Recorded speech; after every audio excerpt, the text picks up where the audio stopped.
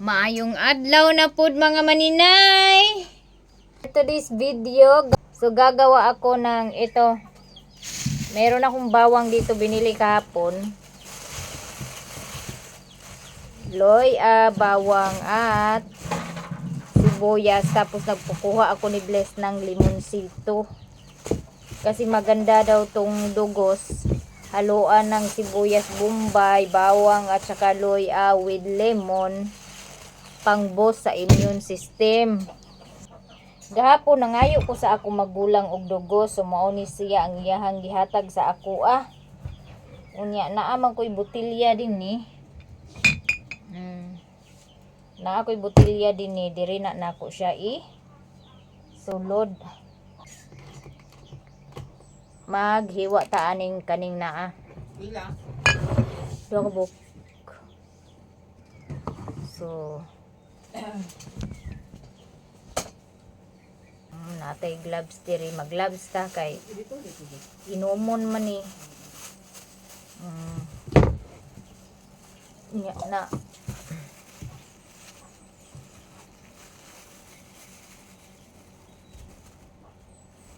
kanila ang isa may akong i-gloves mga maninay kay mo man ni akong igunit jud.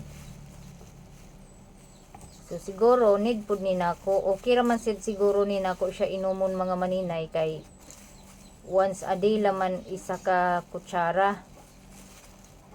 No. Nangayo jud ko kaghapon sa akong magulang. So mo nang gitagaan ko niya og dugos nga sobra lapad. Kay nag-harvest naman pud sila kaghapon mga maninay. Niingon ko nga akong ipakita ang ilahang kung giunsa nila pag video niya. Akong check pa ang ilang video kagahapon. Medyo editonon gid siya mga maninay. Okay. Di mas la kabalo mo kuan atong GoPro nga kamera. So kung giunsa nila pagbutang mora gid sadto wala na nila gi tuyok-tuyok ba or gipailin-ilinan. Kay mahadlok lagi pud sila mahulog kay ang gamit sa GoPro nalimtan, wala madaog apil. So ang katurang head mount nga akong gipalit, guigo lang gid siya nga ma-clip, mao nang wala nila gitandog kay basin kuno og mahulog. Pag review na ko kaghapon nagbalintong-balintong ang ilang video. Pero pwede ra siya i-rotate, and then ang uban pod kanang umurag shaky siya gamay kay wa man lagi hanaw pod lagi ning gadala pod kay first time man pod nila mo kuan cellphone raman kasagaran ilang gamiton. Unya sa akong pagtan-aw sa ilang video kagahapon bangit kayo, so sobrang isog kayo ang kuan ba mga putsukan kay giharuk-harukan na jud nila ang kamera. Giharuk-harukan na nila ang kamera. Grabe kay sila ka isog.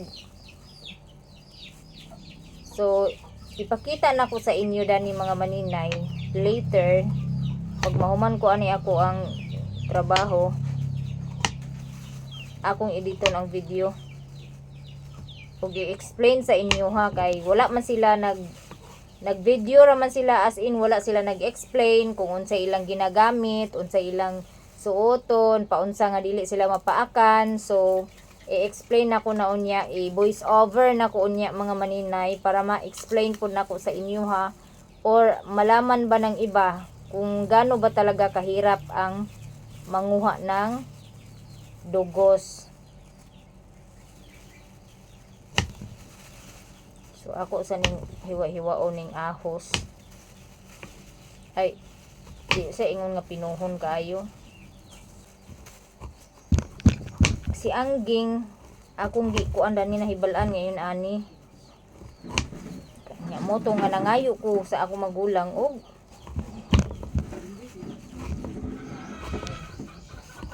dugos. Kay mayo po ni sa mga bata.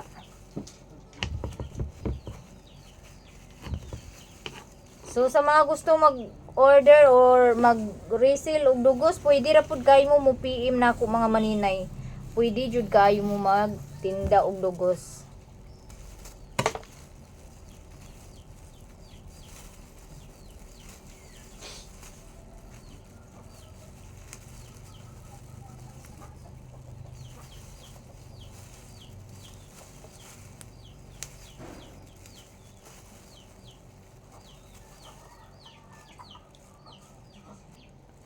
So kani daw ang limonsito, panitan daw ni siya mga maninay, then hiwaon.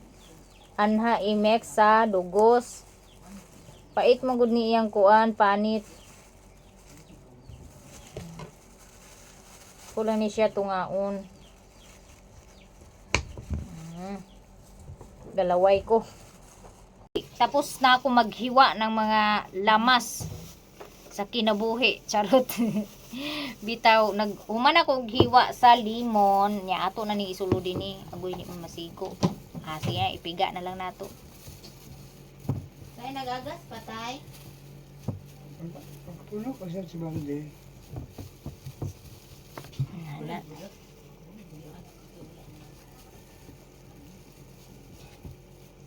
Kung tanggalin ko yung buto kay yung buto mapait din to pag nababad.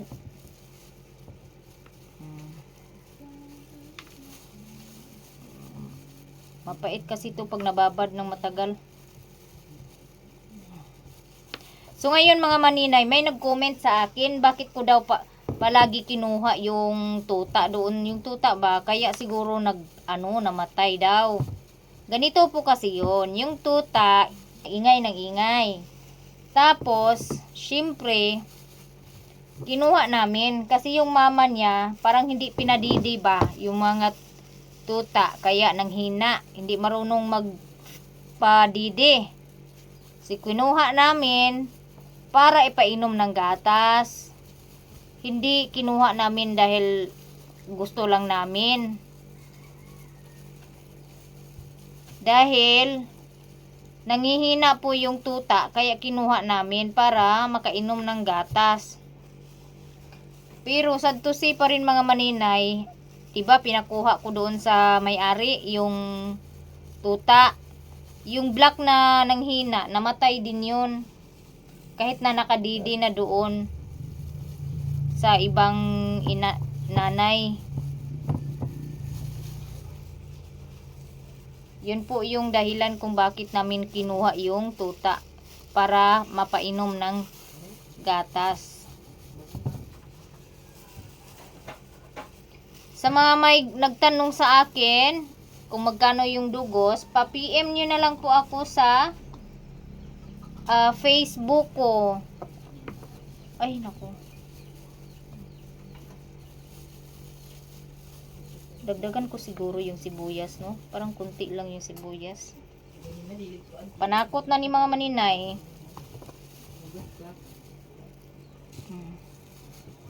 Sayang eh. Ayan. So kay nasulod naman ako tanan ang mga lamas dani. Ato na ni bubuan og dugos.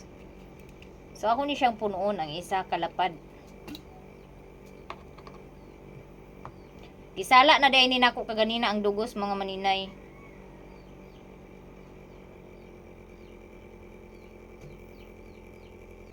Lumulutang pala siya mga maninay oh. So, i-shake na to ni. Ay, di din siya pwede i-shake. Magbuto ni siya. Gaga ka talaga maninay. So, hindi pwede i-shake. Kasi puputok. Ayan. Itakip lang natin ng bahagya. Ano na? Para gani sa immune. Sila mi daw na. So, karon mga maninay, ako ipakita sa inyong hagong giunsa nila pag puhag nga nakakuha sila og dugos with explanation ni mga maninay kay wala man nagtingog ang mga namuhag.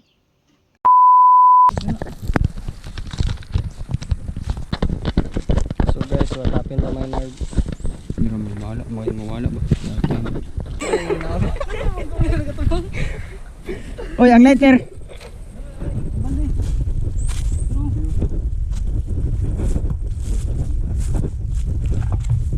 Kani raw. Maliguro na eh. Tala mo na yan.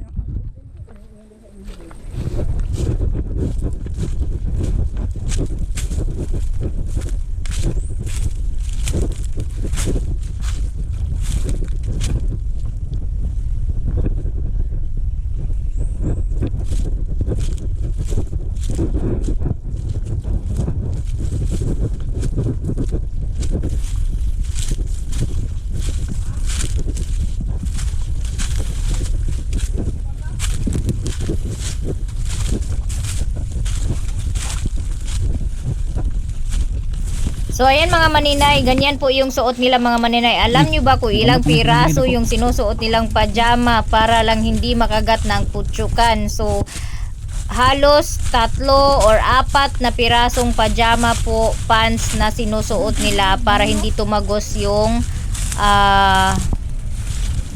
paak sa putyukan.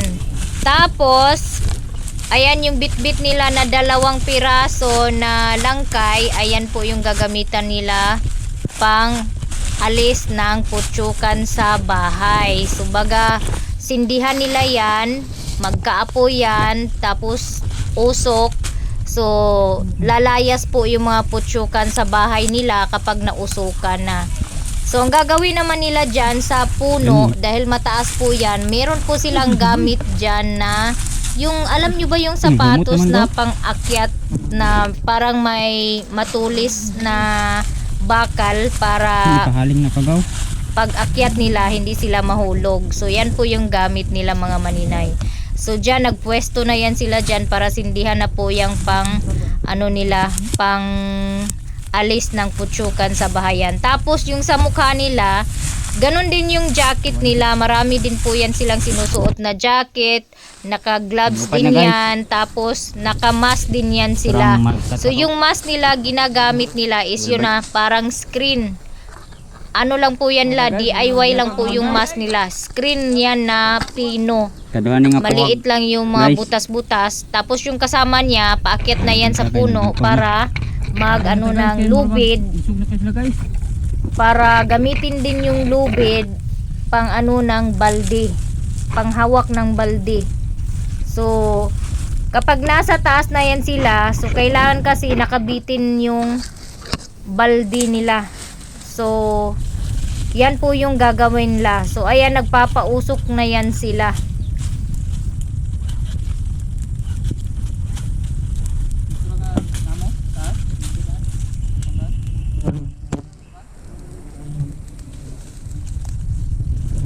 Namupad na sila.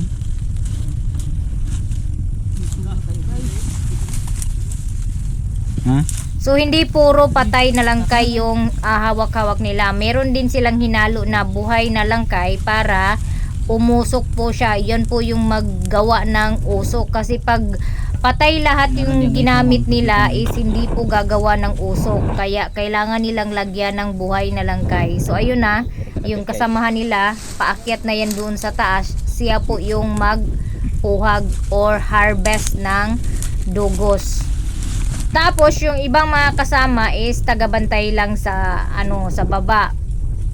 So ayan po, ganyan po kataas yung kahoy na aakyatin at para makuha yung dugos ng putsukan.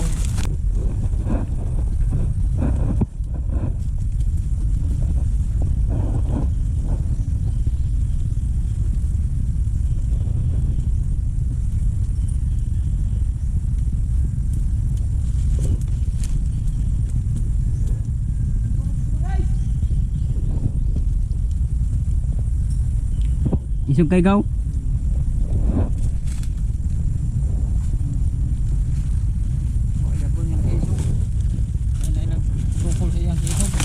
Isog niya.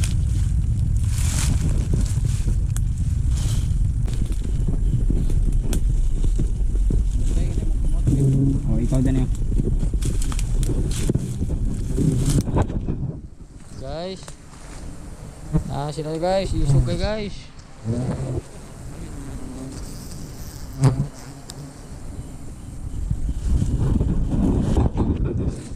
Guys, so ito na akong kauban sa taas guys.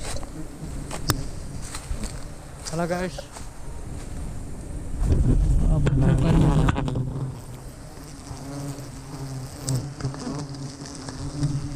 Tabangan na guys sa upan guys.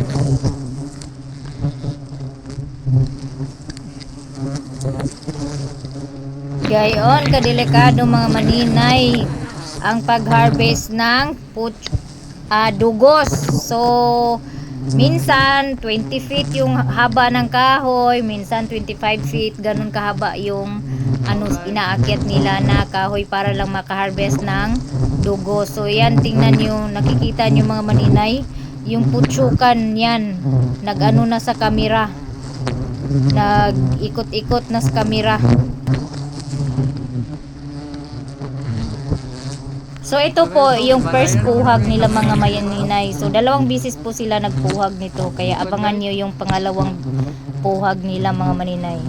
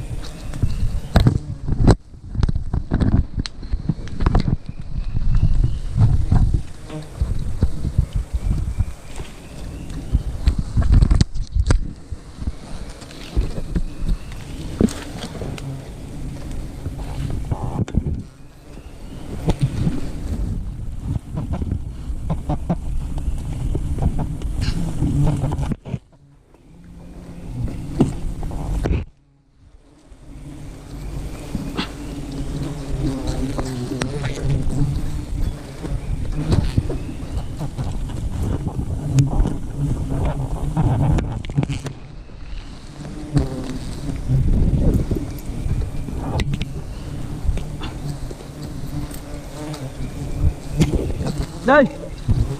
Lahimas ako. Tayo, tanure.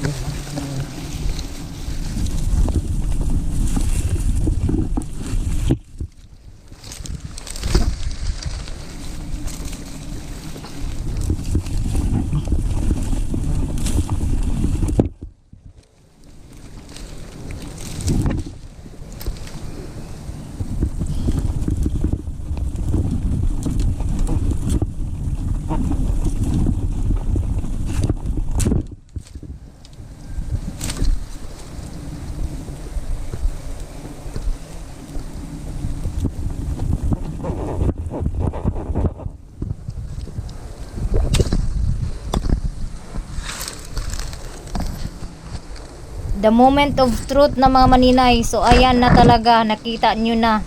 Yan po yung bahay ng Putsukan. So nandyan po yung dugos. So kailangan pa niya hiwain niya ng kutselyo para mailagay sa balde para makababa na siya. So ganyan kahirap po talaga yung trabaho nila mga maninay. Sobrang buwis buhay po talaga yan.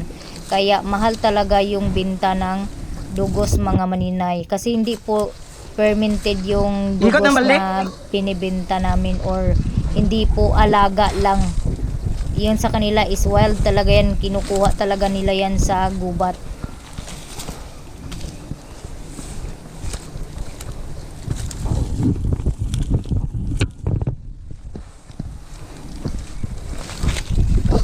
Minsan mga maninay, may mga kagat din sila kahit na makapal na yung sinusuot nila, doble-doble na.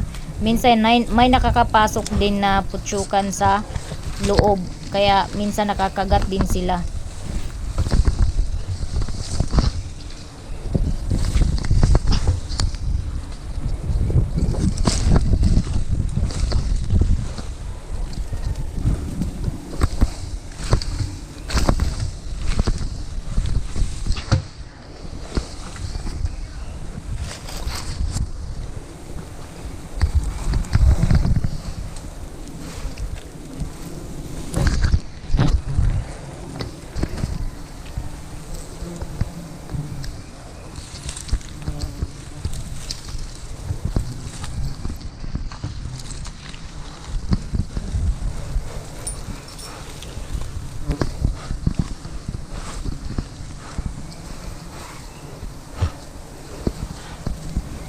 So ngayon naman ay hinihila na niya yung balde na paglagyan ng dugos, bahay ng Putsukan. So hinihila na niya gamit yung lubid kung saan nakatali yung balde.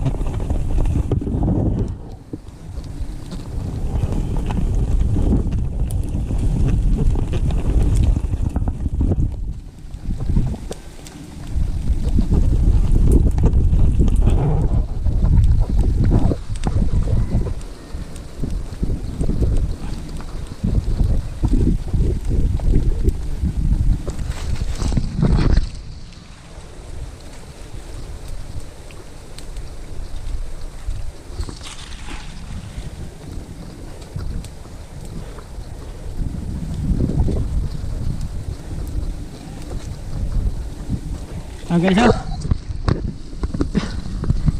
Ni 19 2026 na yung uluan, no. Oh. Dapat sampai Lasani. Kalubian, ano din dapat kalubian Lasani. Oh. Ako uluhan. Oh.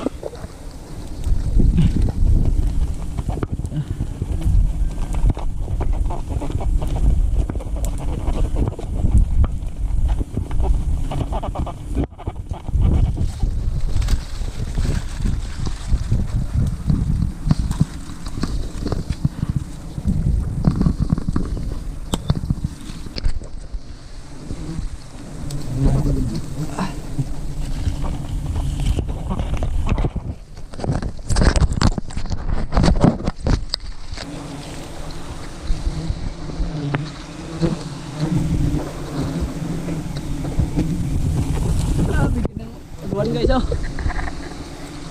Isang galon.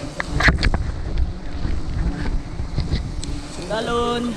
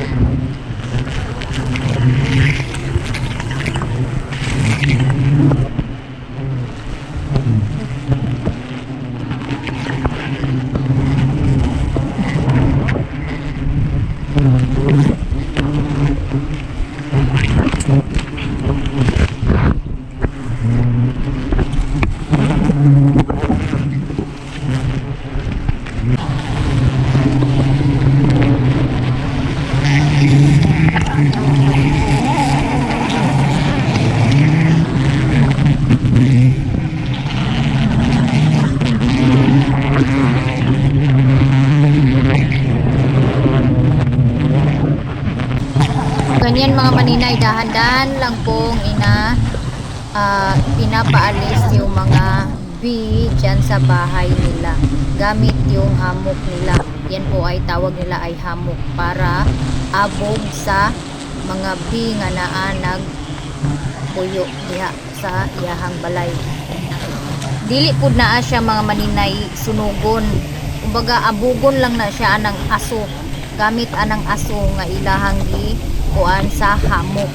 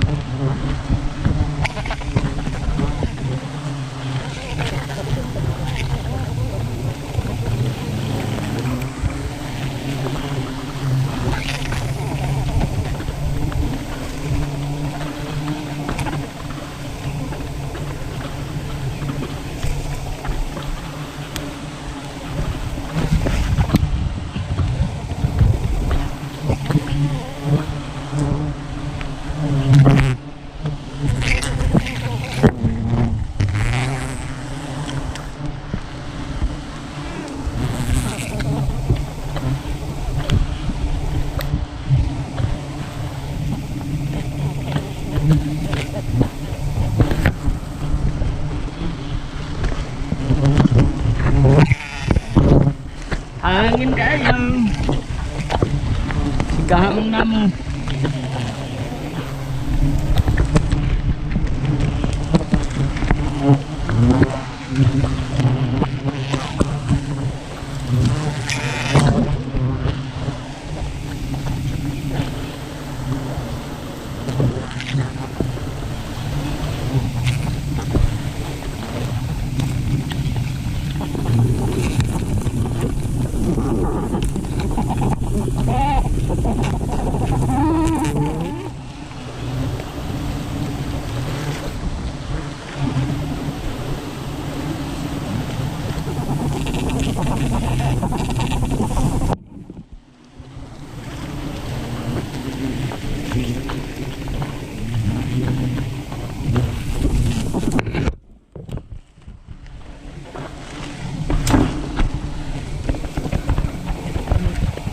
Ha? Digapot kayo siya nida. Ha?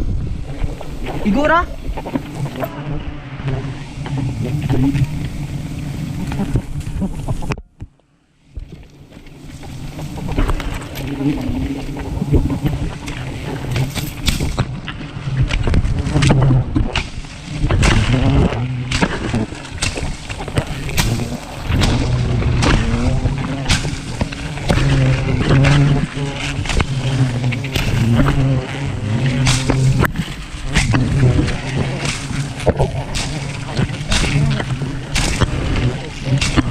So ganyan po kalaki yung bahayan ng Puchukan na nakita nila mga maninay. Grabe, ang daming dugos niyan. Sobrang laki na talaga ng bahay. So andyan pa rin yung iba, nakakapit pa rin dyan sa bahay nila. Hindi talaga maiwasan nila na minsan makagat din sila pag ganyan na nag-harvest sila. Hindi talaga yan sila nasisero. Meron yung mga kagat pag uwi, 3, 4, 1, 2, ganyan. Nakakagat din sila. Kaya ganyan po kahirap talaga ang mag-harvest ng dugos. So ganon po talaga mga maninay yung ano nila, buhay nila mang-harvest ng dugos, no? Buhay talaga. Minsan masyadong mahaba yung kahoy na inaakyat nila. Minsan wala pang branches yung kahoy, like sanga, walang sanga na pwede nilang maupuan or pwede nilang matayuan. Ganun kahirap po talaga yung ano nila pag-harvest ng dugos. Talagang ingat na ingat sila, lalo na sa pagsuot ng mga gamit nila, yung mga mask nila, lalo na yung umaakyat. Na kung ampo kay diligid sayon ang ilahang trabaho mga maninay nga para lang maka-harvest og dugos. And I hope nga masabtan pud sa uban, no, nga kani nga amo akong dugos nga gibaligya is dili jud ni siya basta-basta nga dugos nga puniton lang nimo or giluto sa gulan ug kuan para lang magdaghan. Pure gid ni siya mga manay. And then na ako i-explain sa inyo kay si kuya naganhi diri kaganina. Unya nakita niya ni mga pouch na ni nga akong gisudlan. So naa man gyud naglahi kanisya. Nakita ninyo brown ang iyahang naa sa top diri naglutaw. Then kanisad siya puti. So ni ana si kuya sa ako kani daw siya ang gisiba ani sa Puchukan nga bulak is naga. Ganito daw pag naga yung bulaklak na sinisiba or iniinom ng mga puchukan. Meron kasi dito dalawa. So hindi yan dumi maninay ha, hindi yan dumi. Ganyan talaga yan. Kumbaga bubbles niya yan. Bubbles niya yan, tapos ganyan yung nagiging hitsura ng bubbles. Promise, hindi yan dumi. Bubbles yan. Ganito yan Ganito ba? Diba? Nagbubbles yan. Nung ano ako dito, sobrang bula to. Sobrang bula. Kaya ganyan po yung nagiging hitsura niya. Kaya, so, ayun mga maninay, nakita nyo na kung paano sila mag-harvest ng puchukan. Medyo hindi nga lang masyadong malayo yung kuha ng kamera na makikita nyo talaga kung paano nila inakyat yung puno kasi yung tagabanta ay yung nasa baba na naiiwan is taga tagabantay, tagatingin. Tapos wala po silang kamera para doon sa umakyat. Kasi malayo lang yan sila sa puno, yung nasa baba na naiiwan ng mga kasama niya. Malayo sa puno kung saan umaakyat yung isa para magkuha ng dugos. O, dipinsa din sila na hindi sila makagat ng putsukan. Gustong gusto ko talaga mga maninay na sumama sa kanila mag-harvest. Matiming kung kailan sila mag-harvest ni Tito. Basta, paningkamutan ako mga maninay nga makauban jud ko sa ilaha nga kanang naa jud ko sa tungod ba, as in gusto na ako maranasan talaga yan kung ano yung mafi-feel habang may umaakyat doon tapos may lumilipad-lipad na mga putsukan sa ano mo, sa ulo mo, ganyan. Gusto ko maranasan yan mga maninay, and I hope na payagan ako ng kapatid ko na sumama next time kapag nag-harvest sila ng dugo. So, hanggang dito na muna ang aking video mga maninay. Daghang salamat sa inyong pagsuporta sa akong YouTube channel. And available pa rin yung dugos na to mga maninay ha. Pwede po mo mag-reseller mga maninay sa dugos. I-PM lang ko ninyo sa mga gustong mag-reseller og dugos. I-PM lang ko ninyo kay magsabot-sabot ta sa presyo. Nga ka na makaginansya pod mo mga maninay. Kay dili raman pod. Hindi lang ako yung nangangailangan ngayon, lalo na ngayon sa panahon, sa panahon ngayon na sobra talagang hirap yung hanap buhay ngayon. Kaya kung ako sa inyo, pwede din po kayong mamuhunan. Kahit na ano lang, kumbaga mag-ano lang kayo, mag-market lang kayo. Mag-market lang kayo. Pwede ko kayong bigyan ng presyo na makakaano din kayo ng komisyon. So, ayan mga maninay ha. And, ganito po yung gagawin ninyo mga maninay. Tips ko lang to ha. Sa mga gustong magnegosyo ng dugos, yung gagawin nyo, pwede po kayo magnegosyo na hindi mamuhunan. Oo, hindi mamuhunan. Kumbaga, laway lang yung puhunan ninyo. So, ganito po yung gagawin nyo. Mag-market kayo ng dugos, tapos, ipunin nyo lahat ng orders. Ipunin mo lahat ng orders, lalo na mas mainam kung malapit lang sa inyo yung mag-order. Tapos, ang gagawin nyo po, mag-order kayo sa akin, bulto. Kumbaga, bulto mong i-order sa akin, tapos, ikaw na yung distribute doon sa mga nag-order sa'yo. Tapos, yung shipping, sila yung magbayad. Sila yung magbayad ng shipping. Kumbaga, ipagpalagay na natin merong nag-order sa'yo ng 10 pouch. May nag-order sa'yo ng 10 pouch na dugos. So, ang gagawin mo po, sa 10 tao na yon, kung magkano yung shipping, i-divide mo sa 10 tao. Para mas kunti lang yung mabayaran nila na shipping, wala kang gasto, kundi laway lang, mag-market ka lang, magkakaroon ka ng komisyon. Kahit na maliit lang na komisyon mga maninay, magkakaroon kayo basta't ano lang, para-paraan lang talaga mga maninay. Kumbaga, mindset lang talaga. Kahit na hindi kayo mamuhunan, i-market nyo lang yung dugos. Magkakaroon kayo ng pira mga maninay. So, ganyan po yung gawin nyo. Kasi yung iba, hindi nag-o-order kasi nga, mahal, namamahalan sila sa shipping. So, ang gagawin nyo, kung gusto nyo mag-order ng isa lang or dalawa lang, tapos wala kayong budget na pang shipping, kasi minimum kasi, kahit 2-3 lang i-order mo, nasa 100 talaga yung shipping, 100 plus. So, ang gagawin nyo, mag-market kayo ng mga kapitbahay ninyo dyan na may mga bata na maliliit, i-market ninyo kapag may nag-order na mga ilang tao, so konti na lang yung babayaran mong shipping. Ganyan po yung gawin nyo mga maninay. Pwede po kayo magnegosyo na hindi kayo mamuhunan ng dugos. So that's it mga maninay. Ang tip lang nako, mao lang ginaa. So sa mga gustong mag-resale diha nga dili na gusto mo gasto og puhunan nga makakomisyon bisag walay puhunan, PM lang ko ninyo. So, mora na. Daghan kayong salamat. God bless us all and more customers to come. More blessings to us and good health sa atong tanan mga maninay.